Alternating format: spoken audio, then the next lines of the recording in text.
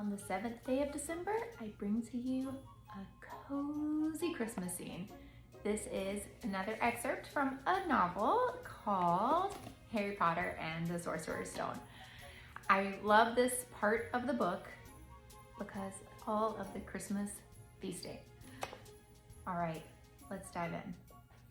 Once the holidays had started, Ron and Harry were having too good a time to think much about Flamel.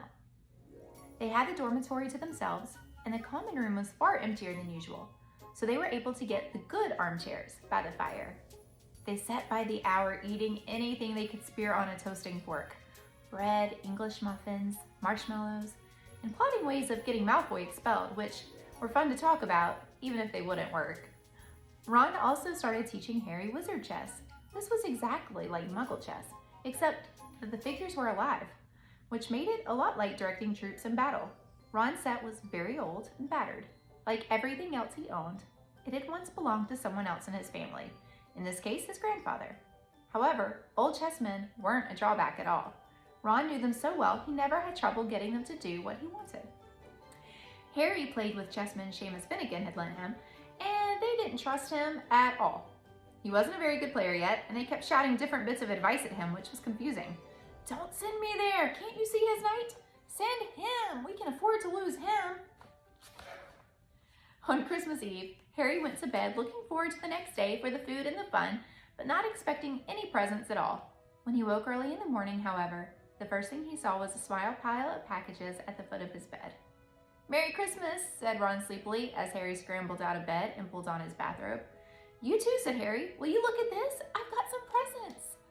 "What did you expect, turnips?" said Ron, turning to his own pile, which was a lot bigger than Harry's. Harry picked up the top parcel. It was wrapped in thick brown paper, and scrawled across it was, "To Harry, from Hagrid." Inside was a roughly cut wooden flute. Hagrid had obviously whittled it himself. Harry blew it. It sounded a bit like an owl. A second, very small parcel contained a note. "We received your message and enclosed your Christmas present from Uncle Vernon and Aunt Petunia."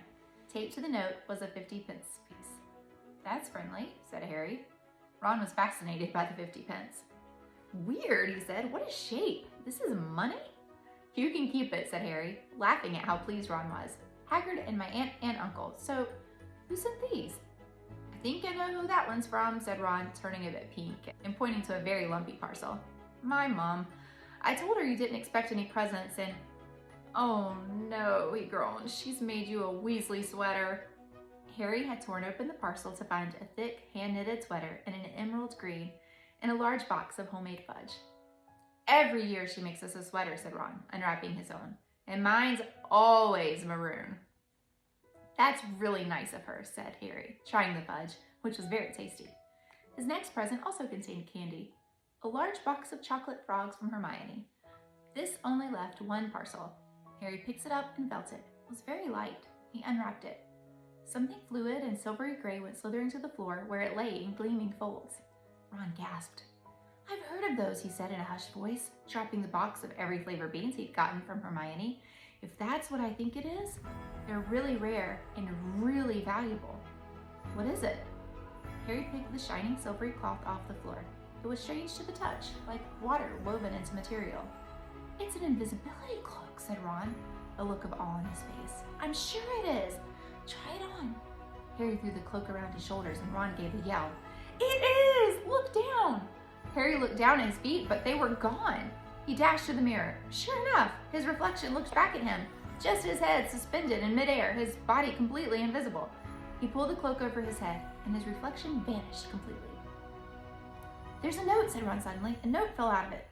Harry pulled off the cloak and seized the letter. Written in narrow, loopy writing he had never seen before were the following words. "Your father left this in my possession before he died. It is time it was returned to you. Use it well. A very Merry Christmas to you." There was no signature. Harry stared at the note. Ron was admiring the cloak. "I'd give anything for one of these," he said. "Anything. What's the matter?" "Nothing," said Harry. He felt very strange. Who had sent the cloak? Had it really once belonged to his father? Before he could say anything else, the dormitory door was flung open, and Fred and George Weasley bounded in. Harry stuffed the cloak quickly out of sight. He didn't feel like sharing it with anyone else yet. Merry Christmas! Hey, look, Harry's got a Weasley sweater too. Fred and George were wearing blue sweaters, one with a large yellow F on it, the other a G. Harry's is better than ours though, said Fred, holding up Harry's sweater. She obviously makes more of an effort if you're not family. Why aren't you wearing yours, Ron? George demanded. Come on, get it on. They're lovely and warm. I hate maroon, Ron moaned half-heartedly as he bolted over his head. You haven't got a letter on yours, George observed. I suppose she thinks you don't forget your name. But we're not stupid. We know we're called Bread and Forge.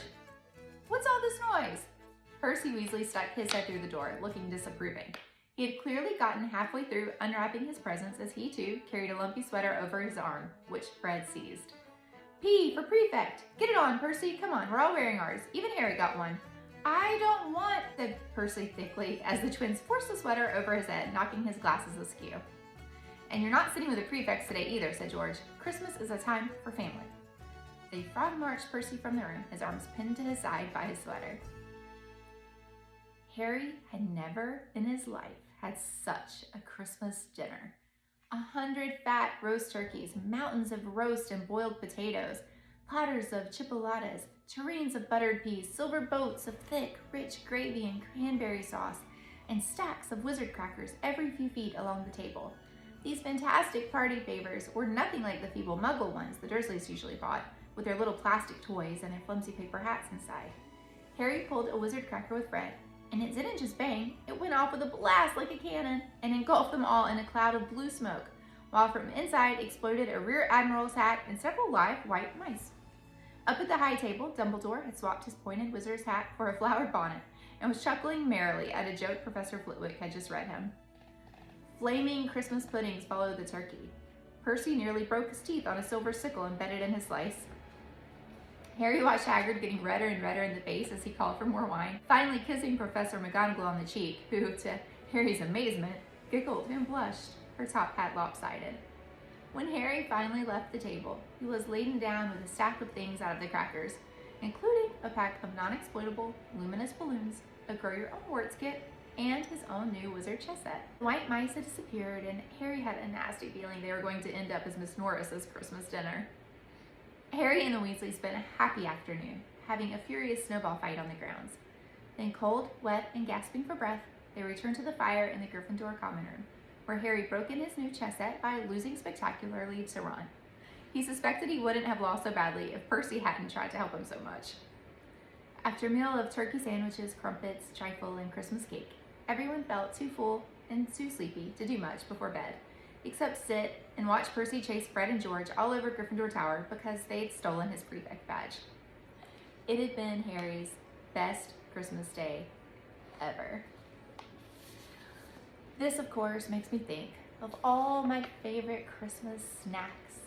I have such a sweet tooth, so it is not Christmas dinner that I get really excited about. It's Christmas dessert. Specifically, I really was thinking of all of my favorite Christmas treats, and it turns out that they are all cookies. So I love my Nanny's molasses cookies. I love Oreos covered in white fudge. I love big fluffy sugar cookies. I love gingerbread. I even love the cookie butter we get every year as a treat. I hope that you have something delicious to snack on today. Have a recommendation? Share it with me. I will always appreciate a good snack recommendation. Have a great Saturday.